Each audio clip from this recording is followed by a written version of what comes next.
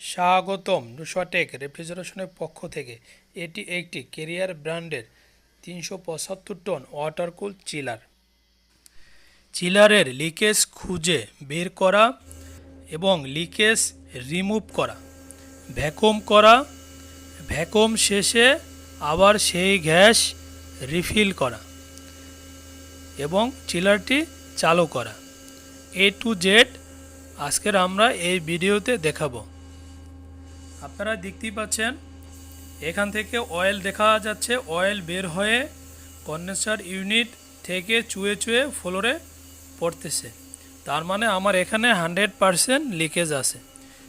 এটি একটি চোরা লিক বন্ধুরা। উপরে যেটি দেখতে পাচ্ছেন কালো দিয়ে ইনসুলেশন মোড়ানো, এটি হচ্ছে ইভাপোরেটর ইউনিট।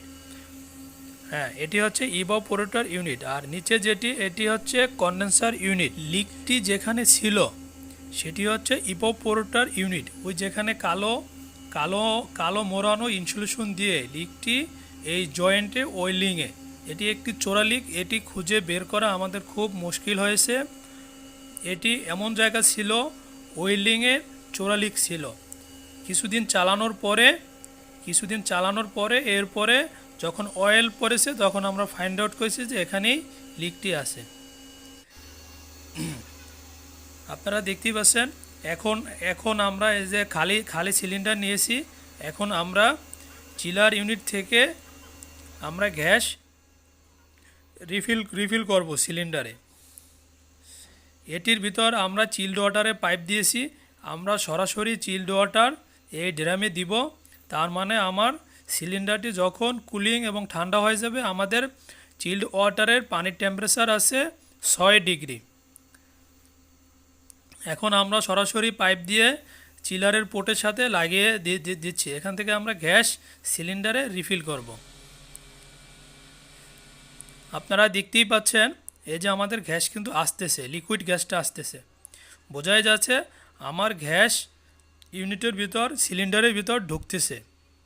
মানে চিলার ইউনিট থেকে আমার গ্যাস বোতলে ঢুকতেছে। এই যে এখানে আমরা একেবারে চিল্ড ওয়াটার পানি দিয়ে দিয়েছি। আমাদের পাশে আরেকটি চিলার আছে, ওই চিলারটি রানিং আছে। ওই চিলারের পয়েন্ট থেকে আমরা চিল্ড ওয়াটার পানি দিয়ে সিলিন্ডারটি সম্পূর্ণ ঠান্ডা করে নিয়েছি। এবং যতক্ষণ পর্যন্ত আমাদের গ্যাস রিফিল হবে ততক্ষণ পর্যন্ত আমাদের ঠান্ডা পানি সিলিন্ডারের উপর ঢালতে হবে, যাতে সম্পূর্ণ সিলিন্ডারের উপর সিলিন্ডারটি ঠান্ডা থাকে। আরেকটি কথা অবশ্যই মাথায় রাখবেন, ঠান্ডায় গ্যাস সংকুচিত হয়। যেখানেই ঠান্ডা থাকবে সেখানেই গ্যাসটি সংকুচিত হবে। দেখতেই পাচ্ছেন এই যে আমাদের লিকুইড গ্যাসটি কিন্তু আসতেছে, খুব দ্রুত আসতেছে।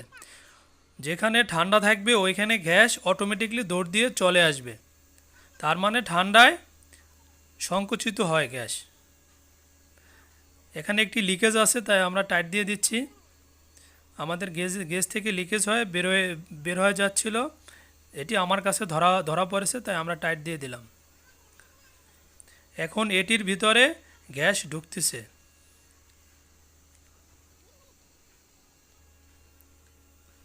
এই যে দেখতেই পাচ্ছেন গ্যাসের যে লিকুইড গ্যাসটা কিন্তু খুব দ্রুত আকারে আসতেছে। এই যে এখন আবার এরকম আপনারা যতক্ষণ পর্যন্ত গ্যাস নিয়ে আসবেন ততক্ষণ পর্যন্ত ঠান্ডা চিল্ড ওয়াটার পানি আপনার সিলিন্ডারের উপর ঢালা লাগবে। যদি আপনার চিল্ড ওয়াটার পানি না থাকে তাহলে আপনার আইস ইউজ করতে হবে। বরফ কলে যে আইস থাকে, আইস গলিয়ে তারপরে আপনার ইউজ করতে হবে।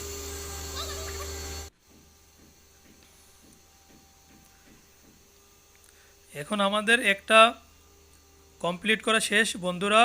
স্বল্পতার কারণে ভিডিও অনেক বড়, তাই ভিডিও কেটে দিয়েছি স্বল্পতার কারণে। এখন আমরা আরেকটি সিলিন্ডার ঢুকিয়েছি। ওই সিলিন্ডারটি রিফিল করা শেষ হয়ে গেছে। সম্পূর্ণ ভিডিও দেওয়া সম্ভব নয়, তাহলে ভিডিও অনেক বড় হয়ে যায়। এই যে দেখতেই পাচ্ছেন এখানে লিকেজ আছে, এই যে গ্যাস এখান থেকে বের হয়ে যাচ্ছে। তাই এখন আমরা টাইট দিয়ে দিলাম। এখন আমরা আরেকটি সিলিন্ডার রিফিল করতেছি। এই যে পানি দিচ্ছি, চিল্ড ওয়াটার পানি। আগের চিল্ড ওয়াটার পানি ফেলে দিয়েছি, এখন আবার নতুন করে চিল্ড ওয়াটার দিয়ে আবার নতুন করে গ্যাস রিফিল করতেছি। এটা অন্য একটি সিলিন্ডার। মানে শুধু চিল্ড ওয়াটার পানিটা আবার ফেলে আবার পুনরায় নতুন করে পানি দিয়েছি, যাতে ওর চিল্ড ওয়াটার টেম্পারেচার 6 ডিগ্রি থাকে। এখন পানি আস্তে আস্তে আমরা যখন গ্যাস রিফিল করব, আস্তে আস্তে সিলিন্ডারের উপরে ঠান্ডা পানি দিব, যাতে সম্পূর্ণ সিলিন্ডারটি ঠান্ডা থাকে। এই যে এটি আমাদের গ্যাস রিফিল করা হয়ে গেছে। আমাদের মোট একটি সিলিন্ডার এখন রিফিল করা কমপ্লিট, আরেকটি চালু আছে। আর এই যে এখানে গ্যাস চার্জিং এবং গ্যাস রিকভারি করার পোর্ট আছে, আপনারা দেখতেই পাচ্ছেন যেখানে পোর্ট, ওখান থেকে আমরা এখানে লাগিয়ে দিয়েছি। লাগিয়ে দিলে অটোমেটিকলি ঠান্ডায় সংকুচিত হয়ে গ্যাস চলে আসবে। এখন আমাদের যে গ্যাস আছে এগুলো রিকভারি মেশিনের মাধ্যমে আমাদের গ্যাস আনতে হবে।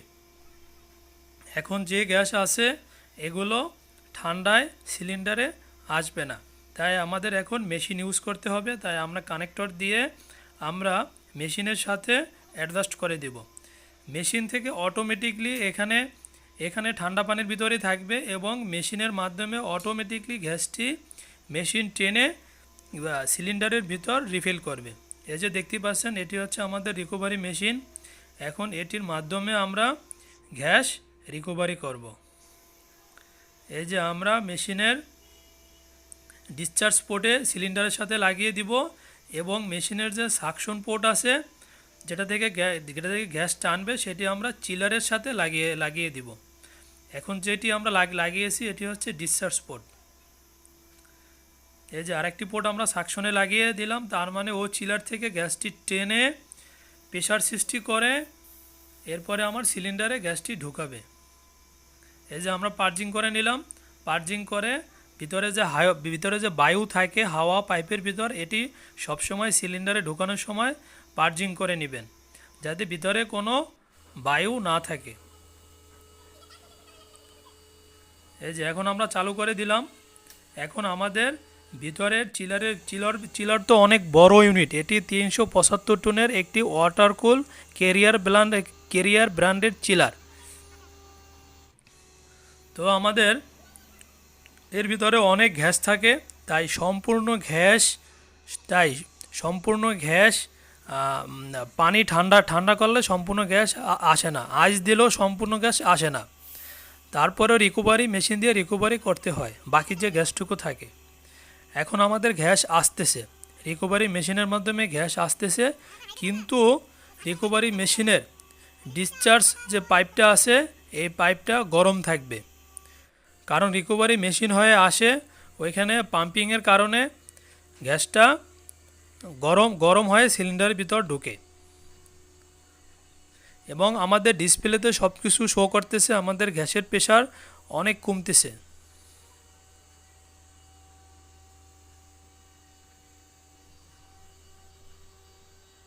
এই যে দেখতেই পাচ্ছেন আমরা কিন্তু ঠান্ডা পানি সিলিন্ডারের উপর দিয়েই যাচ্ছি, এরকম কন্টিনিউ দিতে হবে যতক্ষণ না পর্যন্ত আমার সিলিন্ডারের ভিতরে গ্যাস রিফিল করা শেষ হওয়া আগ পর্যন্ত আমার সিলিন্ডারের গায়ে ঠান্ডা পানি সম্পূর্ণ দিতে হবে। তার মানে আমার সম্পূর্ণ সিলিন্ডারটি ঠান্ডা রাখতে হবে। এখন আমাদের এই সিলিন্ডারটি গ্যাস রিফিল করা কমপ্লিট। এটি আমরা এখন বন্ধ করে দিচ্ছি ওই যে থেকে চিলার থেকে দেখতেই পাচ্ছেন। এখন আমরা চিলার থেকে গ্যাস বন্ধ করে দিচ্ছি। চিলার ইউনিটের ভিতর যে ভেপার গ্যাস আছে অল্প সামান্য, এগুলো আর আসে না। এখন এগুলো আমরা ওয়েল্ডিং করার জন্য ছেড়ে রাখছি, একেবারে সম্পূর্ণ পোর্ট আমরা ওপেন করে রাখছি। দুইটি পোর্টই আমরা ওপেন করে রাখছি, যাতে চিলার ইউনিটের ভিতর কোনো ধরনের প্রেশার না থাকে, প্রেশার যেন জিরো থাকে।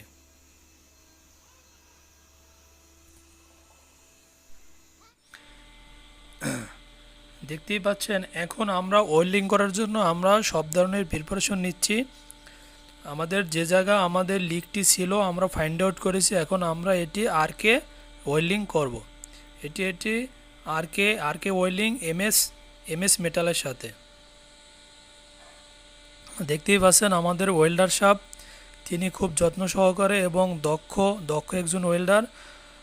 বন্ধুরা এই সব চিলারের ক্ষেত্রে খুব অভিজ্ঞ এবং দক্ষ ওয়েল্ডার প্রয়োজন দিয়ে আপনারা কাজ করাবেন। উনি ইভাপোরেটরের ওয়েল্ডিংটি যে যে জায়গায় আমাদের চোরা লিকটি ছিল ওটি আমরা ফাইন্ড আউট করেছি, এখন উনি ওইখানে ওয়েল্ডিং করতেছে। ওয়েল্ডিং করার পরে আমরা নাইট্রোজেন দিয়ে চেক করব। দেখতেই পাচ্ছেন আপনারা উনি ওয়েল্ডিংটি করছে।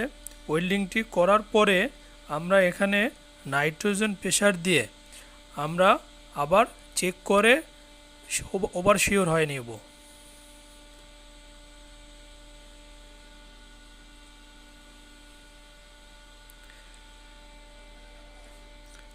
আমাদের ওয়েল্ডিংটি কমপ্লিট। এখন আমরা লাইট দিয়ে, ওইখানে একটু ভিতরে তো তাই একটু অন্ধকার, তাই আমরা এখন লাইট দিয়ে চেক করে নিচ্ছি। এই যে আমাদের এটি নাইট্রোজেন সিলিন্ডার। এখন আমরা নাইট্রোজেন মিটার এবং বড় পাইপ দিয়ে আমরা নিচ থেকে গ্রাউন্ড ফ্লোর থেকে আমরা দোতলায় নিয়ে আসছি বড় পাইপ দিয়ে। এখান থেকে আমরা নাইট্রোজেন ছেড়ে দিচ্ছি, ছেড়ে দিয়ে চিলারের ভিতর নাইট্রোজেন 200 PSI প্রেশার দিয়ে আমরা লিকটি আবার চেক করব যে এখান থেকে আর কোনো ধরনের চোরা লিক আছে কিনা। এটি আমরা শ্যাম্পু ফেনা দিয়ে চেক করব। দেখতেই পাচ্ছেন এই যে আমরা, এটি হচ্ছে ডান পাশেরটি হচ্ছে নাইট্রোজেনের মিটার। এটির হাই প্রেশার থেকে আমরা আবার আলাদা মিটার থেকে আবার এই যে চিলারে যেটি লাল এটি চিলারে ঢুকছে, এটি থেকে আমরা চিলারে প্রেশার দিতেছি। দেখতেই পাচ্ছেন আমি নিজে এখন লিক চেক করতেছি, শ্যাম্পু ফেনা দিয়ে আবার আমি চেক করতেছি এবং নাইট্রোজেন দিয়ে আমরা কিছুক্ষণ অপেক্ষা করব যে আমাদের প্রেশার কমে কিনা। আমাদের ডিসপ্লেতে কিন্তু সব শো করে কত PSI মিটার, কত PSI প্রেশার আছে, অথবা KPI থেকেও দেখা যায় ট্রান্সলেট করে। আমাদের এখন কোনো ধরনের কোনো লিকেজ নাই। আমাদের লিকেজটি 100% রিমুভ হয়েছে। এখন আমরা নাইট্রোজেনটি ছেড়ে দিব। দেখতেই পাচ্ছেন এখন আমরা নাইট্রোজেন গ্যাসটি ছেড়ে দিচ্ছি, তার মানে আমাদের লিকেজ নাই, 100% শিওর।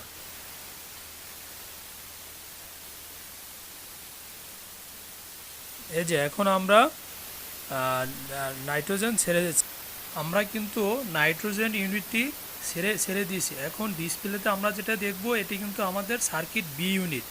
আপনারা সবসময় ডিসপ্লেতে খেয়াল করবেন সার্কিট বি ইউনিটে আমাদের লিকেজ আছে। এখানে কিন্তু আমাদের কমা শুরু করছে, 600 ছিল, 600 KPA ছিল, এখন 500 KPA আসছে, এখন আছে 338 KPA। আপনারা সার্কিট বিতে খেয়াল করবেন এখানে কিন্তু অটোমেটিকলি কমতেছে, এখন আছে 60 KPA, 60.5, 54.5 KPA, 61.22 KPA, যেটা নিচে সার্কিট বি লেখা ডিসচার্জ প্রেশার বি। এটা হচ্ছে আমাদের দুইটা ইউনিট থেকে একটা চিলারে দুইটা ইউনিট। এখন আমাদের কমপ্লিট, নাইট্রোজেন বেরিয়ে গেছে, সামান্য কিছু আছে। এখন আমরা ভ্যাকুম করা শুরু করে দিয়েছি, যে ভ্যাকুম শুরু হয়েছে, এখন -5 -6তে চলে আসছে। আপনারা দেখতেই পাচ্ছেন এখন আমরা ভ্যাকুম লাগিয়ে দিচ্ছি, লাগিয়ে দিয়ে এখন আমরা চালু করে দিব। ভ্যাকুম চালু অবস্থায় আপনারা দেখবেন এখানে মাইনাস চলে আসবে। যখন ভ্যাকুম চলতে চলতে একটা পর্যায়ে -100-এ চলে আসবে, তার মানে -100, তখন আমার ভ্যাকুম 100% কমপ্লিট হবে। দেখতেই পাচ্ছেন আপনারা আমাদের এই যে ডিসপ্লেতে শো করতেছে এখানে -102, তার মানে আমার কমপ্লিট। তার মানে এখন আমার ভ্যাকুম করা কমপ্লিট হয়েছে, 100% ভ্যাকুম হয়ে গেছে। বন্ধুরা এটি অনেক লেন্দি প্রসেস, অনেক লং টাইম, তাই ভিডিও কেটে দিয়েছি। ভ্যাকুম অনেক সময় করতে হয়, 2 থেকে 2.5 ঘন্টা সময় ভ্যাকুম করতে হয়। আমাদের ভ্যাকুম কমপ্লিট হয়ে গেছে, তাই এখন আমরা গ্যাস রিফিল করতেছি। আপনারা দেখতেই পাচ্ছেন এখন আমরা গ্যাস এনে দুটি সিলিন্ডার থেকেই আমরা গ্যাস চার্জিং করতেছি। হ্যাঁ, আমরা আমাদের দুটি পোর্টের মাধ্যমে আমরা গ্যাস রিফিল করতেছি। এখন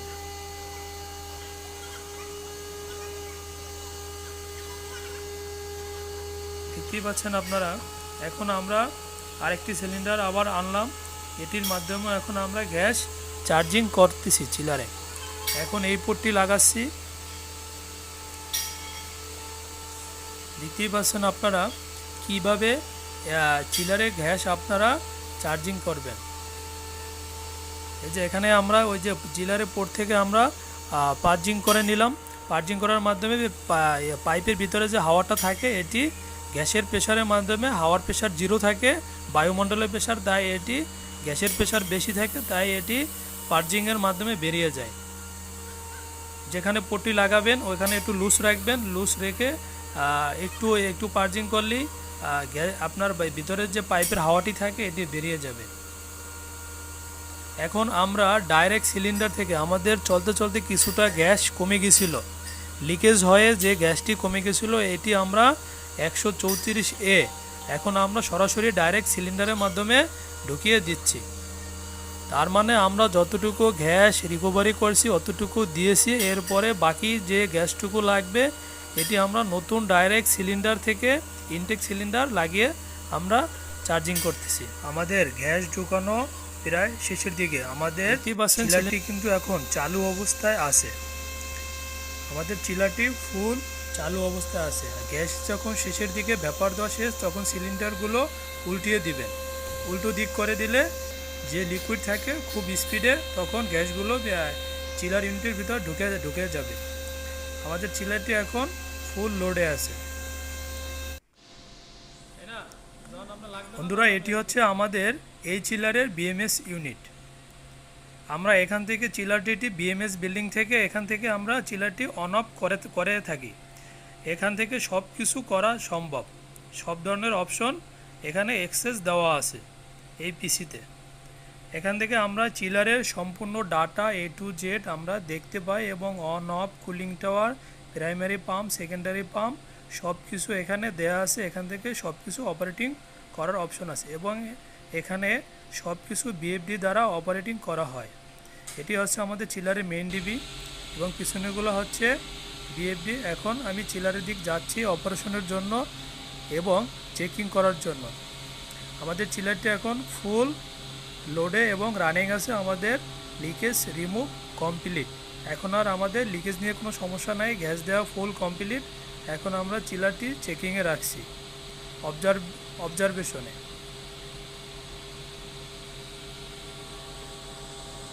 দেখতেই পাচ্ছেন আমি ভিতরে ঢুকে সব কিছু চেক করে নিচ্ছি।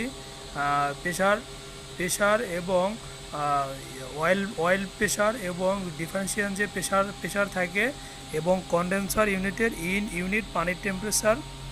বন্ধুরা, আমাদের দুটি চিলার, এটি অপরটি চিলার, এটি আমাদের চিলার 1 আর আমরা যে চিলারটা কাজ করছি ওটি হচ্ছে চিলার 2। এক একটা চিলারে 2টা সার্কিট থাকে, 2টা সার্কিটে 2টা কম্প্রেসর আছে। আমাদের যে চিলারটা সমস্যা ছিল ওটা হচ্ছে চিলার 2 এর 2 নম্বর সার্কিট। এই সার্কিট ভালো ছিল, একটা সার্কিট খারাপ থাকলে আর একটা সার্কিট দিয়ে আপনি চিলার রান রাখতে পারবেন, কোনো সমস্যা নাই এতে। বন্ধুরা, এগুলো হচ্ছে ওয়াটার কুল চিলার, এগুলোর কুলিং টাওয়ার ছাদে থাকে, দেখতেই পাচ্ছেন। হ্যাঁ, উপরে যেটি ইনসুলেশন দেওয়া, হ্যাঁ এটি হচ্ছে আমার ইভাপোরেটর ইউনিট এবং একেবারে উপরেরটি কম্প্রেসর, এই যে গ্রে কালারের, এটি হচ্ছে কন্ডেন্সার ইউনিটের একটি সেফটি বাল্ব।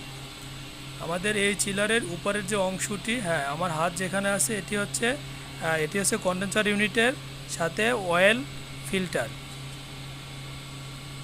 নিচেরটি কন্ডেন্সার এবং উপরে যেটি, এটি হচ্ছে child water secondary pump motor. এখানে একটি করে স্পেয়ার আছে, একটা ইউনিটের জন্য 2টি পাম্প মোটর আছে, একটি আমাদের স্পেয়ার হিসেবে আছে। এবং এগুলো হচ্ছে চিল্ড ওয়াটার প্রাইমারি পাম্প। এখানে আমাদের সবসময় কন্টিনিউ 2টা লাগে, একটা স্পেয়ার হিসাবে আছে। এগুলো হচ্ছে কন্ডেন্সার ওয়াটার পাম্প এবং এটি হচ্ছে চিল্ড ওয়াটার মেকআপ ট্যাঙ্ক। আল্লাহ হাফেজ। বন্ধুরা, কাজগুলো যদি আপনাদের কাছে ভালো লেগে থাকে তাহলে অবশ্যই আমাদের চ্যানেলটিতে লাইক, কমেন্ট এবং সাবস্ক্রাইব করুন। পরবর্তী ভিডিও দেখার আমন্ত্রণ জানিয়ে বিদায় নিচ্ছি। আল্লাহ হাফেজ।